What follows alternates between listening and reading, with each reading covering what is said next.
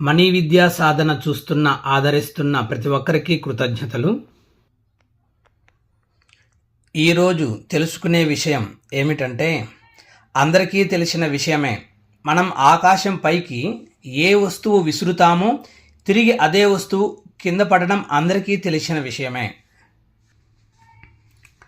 అట్లే నీ మనసులో ఏదైతే నువ్వు ఊహిస్తావో, అనగా నీ మనస్సులోకి ఏ విషయం విసురుతావో అదే నీకు చేరుతుంది.